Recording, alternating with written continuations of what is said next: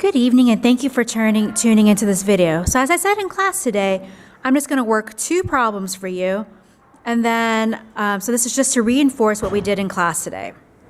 So the problem I said I was going to work was B and C. So let's look at B first. So it's 2y plus 4x is equal to -8.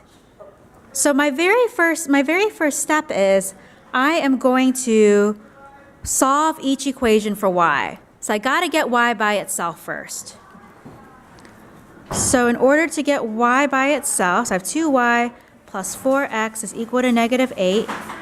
In order to get y by itself, I got to subtract 4x on both sides. So I'm going to subtract 4x on both sides.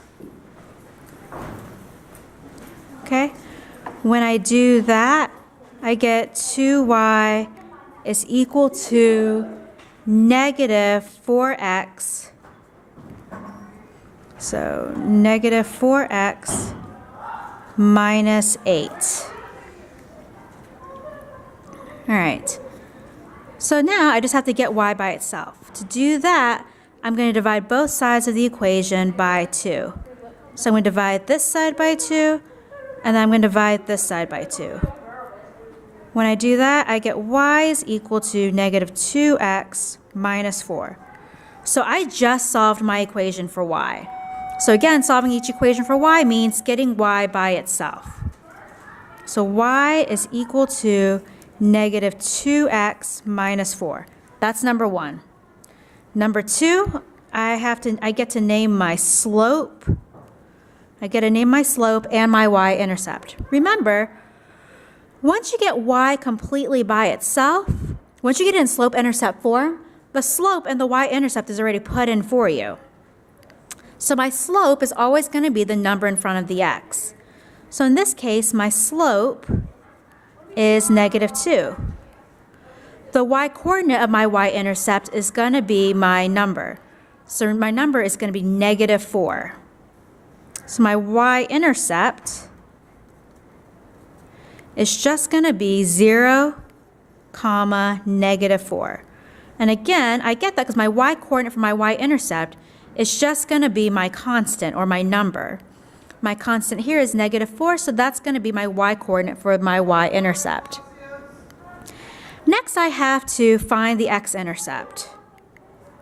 All right, so when I find my x-intercept, so to find my x-intercept, that means I'm going to plug in 0 in for y, and then I'm going to solve for x.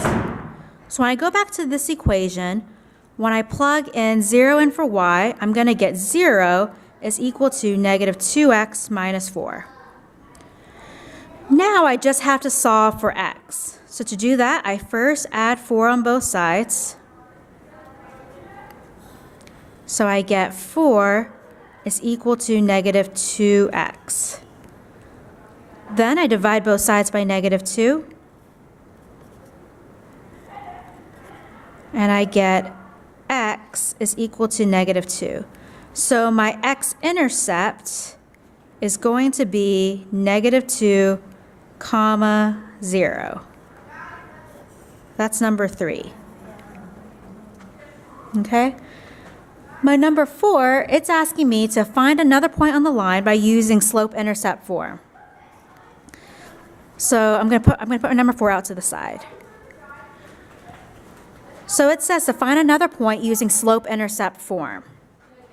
What that means is I'm going to first graph my y-intercept, and then using my y-intercept, I am going to come up with, and then using my y-intercept and my slope, I'm going to come up with another point on my line.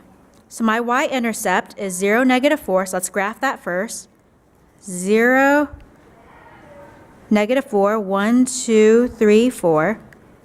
So this is my 0, -4.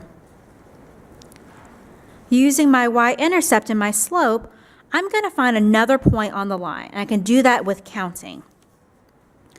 So my slope is -2. So my slope is going to tell me where to go from my y-intercept.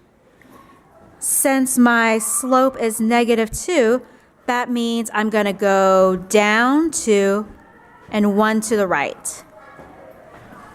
So having a slope of negative 2 really means that I have a slope of negative 2 over 1. So again, my slope tells me where to go next. So for my y-intercept, I'm going to go down 2 and to the right 1. Okay? That coordinate is going to be 1, negative 6. Now for part 5, so my other point using slope-intercept form is 1, negative 6.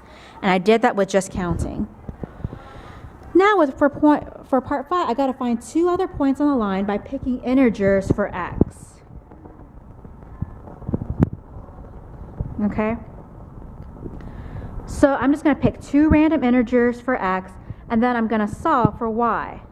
So let's rewrite my equation. My equation is y is negative 2x minus 4. I want to come up with 2 other points on the line by picking integers for x. The first integer I'm going to pick is I'm going to pick the easiest one. X is equal to 1. So for my x value, I'm going to replace my x with 1. So it's going to be y is equal to negative 2 times 1 minus 4. Okay? Solve for y, that's just going to be negative 2 minus 4, and that gives me negative 6. So in other words, when x is 1, my y is going to be negative 6. So one of my points on the line, one of my points for the equation is going to be 1, comma, negative 6. Let's go ahead and graph that. Well, I already graphed it because I found it using slope-intercept form. Okay, that's my bad. That was kind of my mistake. I probably should have picked a different point. But anyway, so let's say I didn't already graph it. I would just go up here and graph my 1, negative 6. Anna Williams, please go to Ms. Workman's room. Anna Williams, please go to Mrs. Workman's room. Okay. So sorry, that was a bit of a fluke. But generally, you would find a point that you really don't know, and then plug it in for x, and then solve for y. Let's pick another point. Let's pick x. Let's make sure I pick a point that I haven't used yet. Let's pick x is equal to 2. So I want to find y when x is equal to 2. So I replace, so my equation is y is equal to negative 2x minus 4. So I'm going to plug in my 2 in for x.